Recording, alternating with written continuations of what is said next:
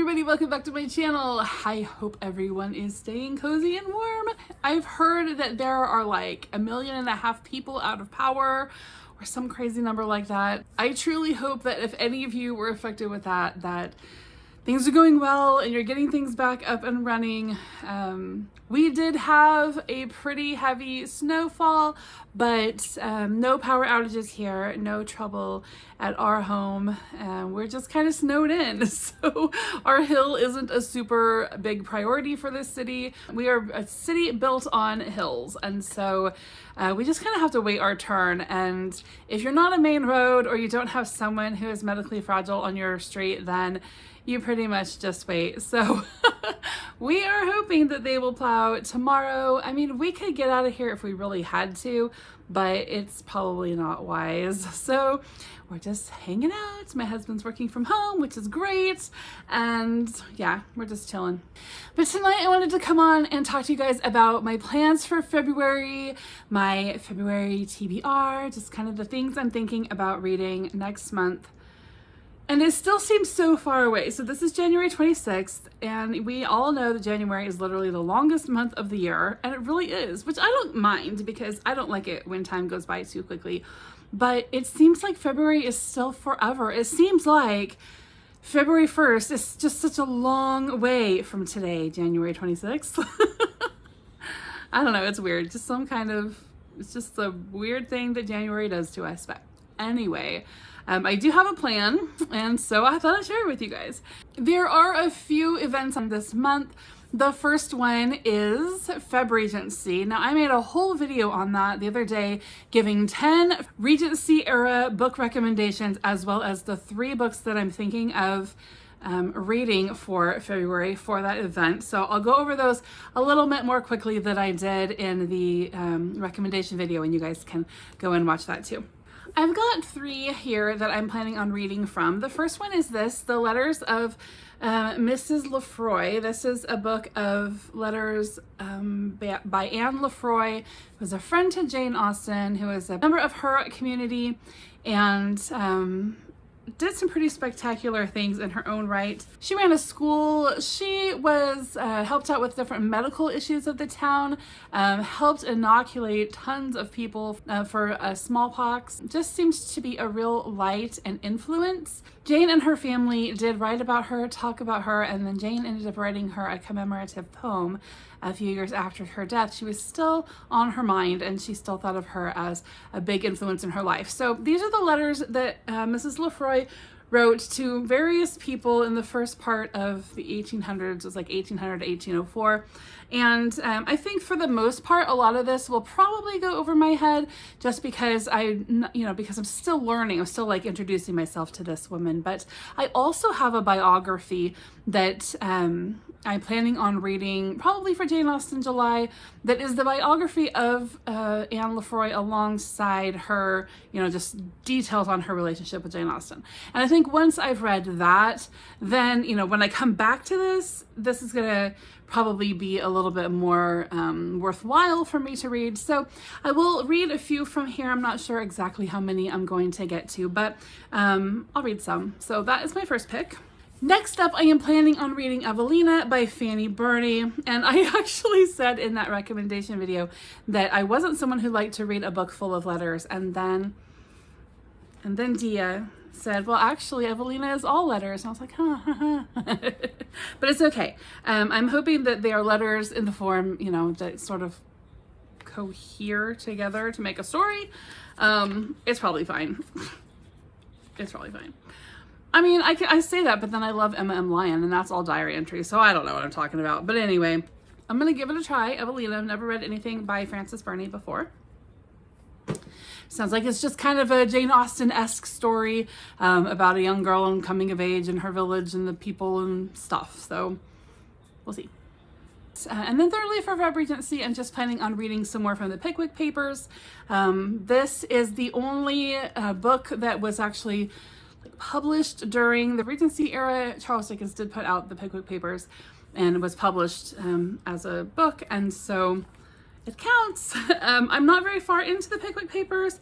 I'm liking it okay, but it's kind of one of those books that I just feel like it's just really like for guys.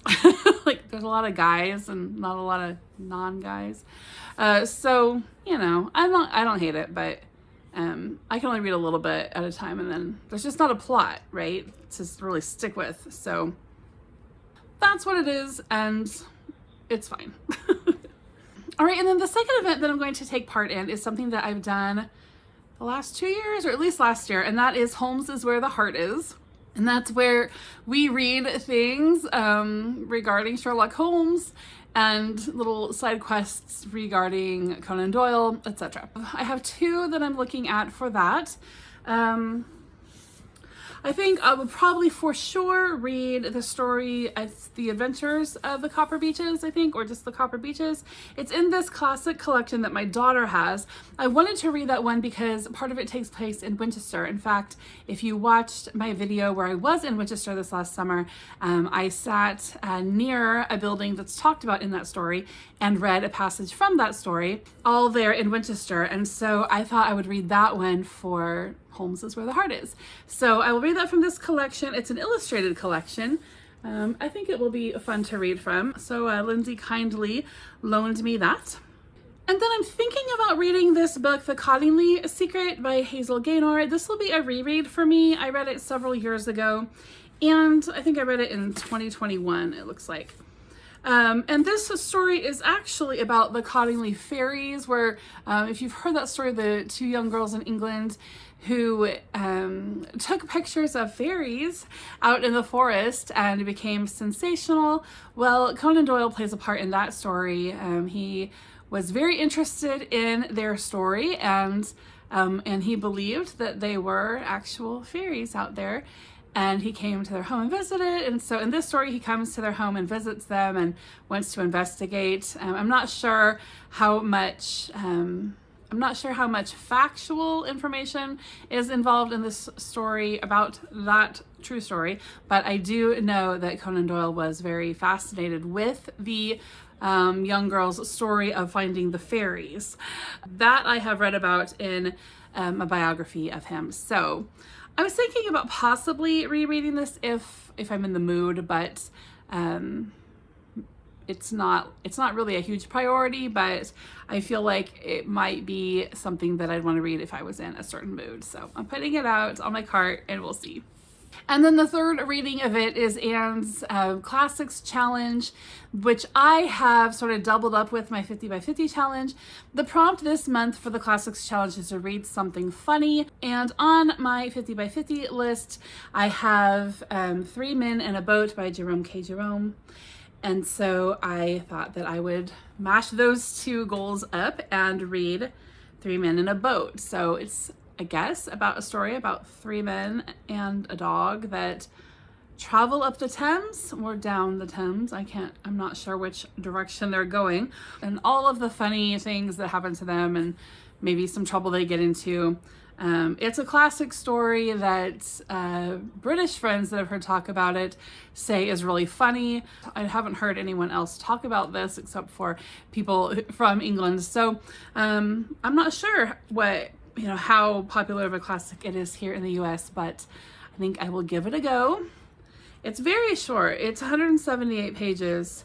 And if it's funny, right, it tends to go pretty quickly. So that's why I also chose Evelina, which is on my 50 by 50 list as well, because I figured that this book would go pretty quick. So I wanted to actually knock out 2 this month.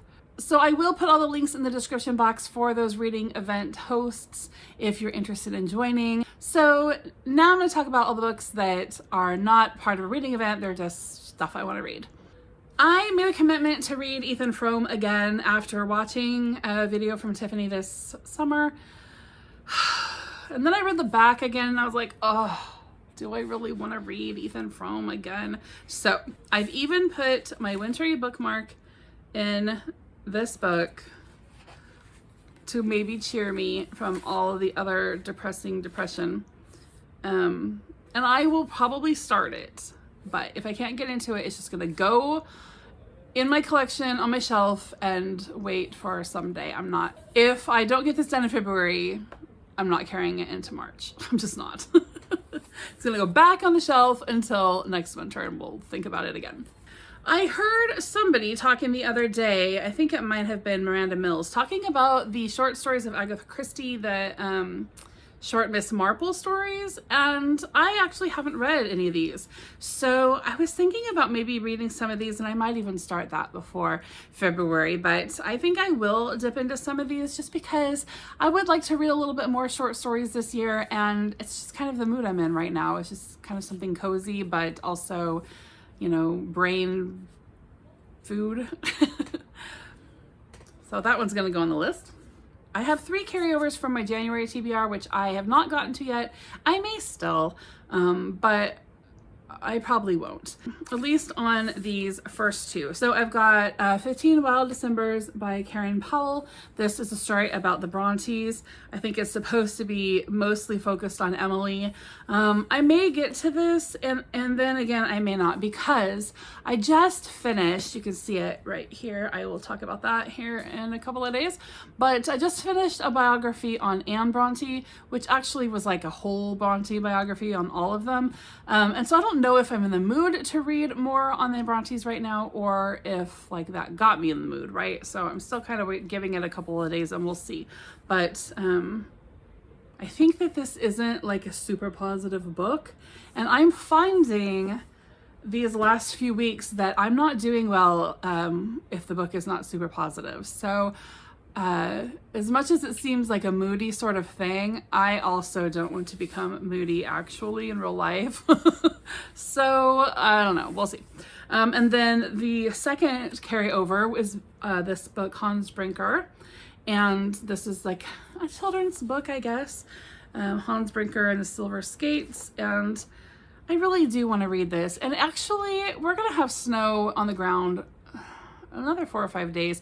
Maybe I should go ahead and read this just in case we don't have snow on the ground after this week. I'm going to toss it over on my pillow. All right. And then thirdly, the In Search of the Dark Ages. So this year, my plan is to read a lot of medieval nonfiction, things about the Middle Ages, just to kind of learn, you know, more at a deeper level than I have.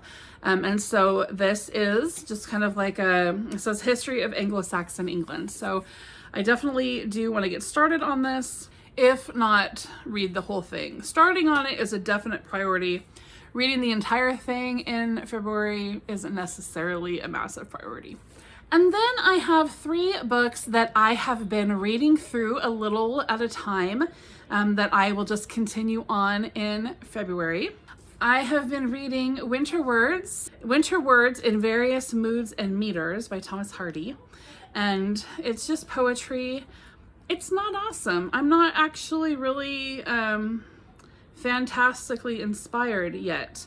Now, I've only read up to page 24, so just maybe a couple dozen poems, but not yet have I found something that really spoke to me at all. So I don't know, but I am faithfully making my way through this collection because I have a feeling that I may just not be in the right stage of life for Thomas Hardy, but that I will someday be in the right frame of mind, stage of life, level of maturity. I don't really know what it is. Like, I feel like I should like him better than I do.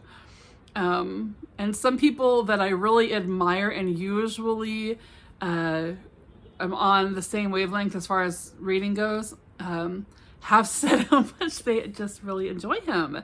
So I'm like, what is my problem? I'm not sure. I'm not sure what I'm missing here.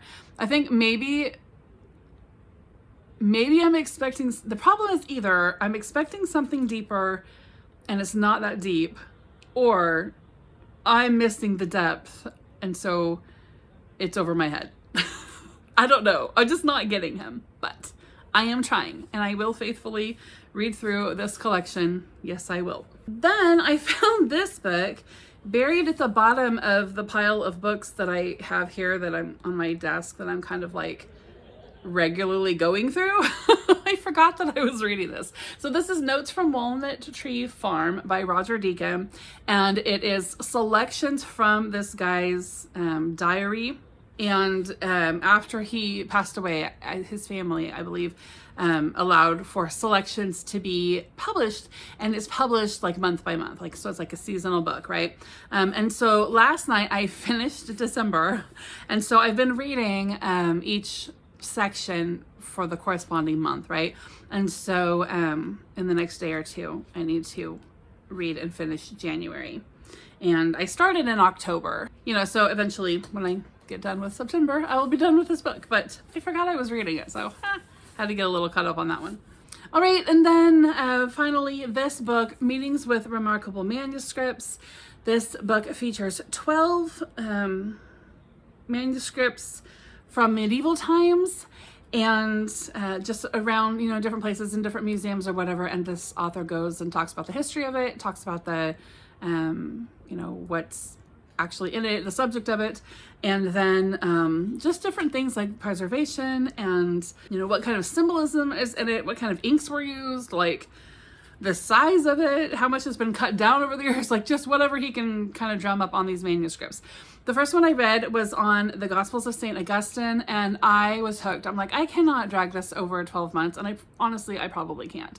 So my goal was to read, my plan was to read one every month, since there's 12 manuscripts, but I might read a little bit more than that. I actually, when I go to like figure out what I want to read, you know, for the day or whatever, I just keep like having to tell myself, no, you're not supposed to read that until next month. So which is kind of silly. So I probably will read this a little faster than planned, but I will definitely at least read the next manuscript, read about the next manuscript, which the next one is the Codex Amiatinus, circa 700, and this one is housed at Florence. So no spoilers for me, but loving that book. So yeah, that is my probably definite plans for February, leaving room for whatever kind of mood reads I want to stick in there. I think it's going to be a good month. January has been a little rough. These last couple of weeks have been okay. But I think that I got started. I had some goals that I thought maybe I wanted to do. And then once I started doing them, I was like, yeah, I don't actually want to do this. So I kind of feel like I've started January just without a plan. But I actually don't feel that rotten about that. I almost feel like maybe I just don't even want like a yearly plan this year. And I just kind of want to see what comes, right? Which I haven't done for quite a while. Like usually I'm like, okay, this is all the stuff. This is exactly how many books I want to read. This, but I don't know. For lately, I'm just kind of feeling like maybe I just want to go where the mood takes me, which probably is the wisest way to read. But I don't know. But I don't know. We'll see. All right, guys. Thanks for watching. Hope you're all doing well. Hope you're staying warm and cozy, and I will see you soon. Bye-bye.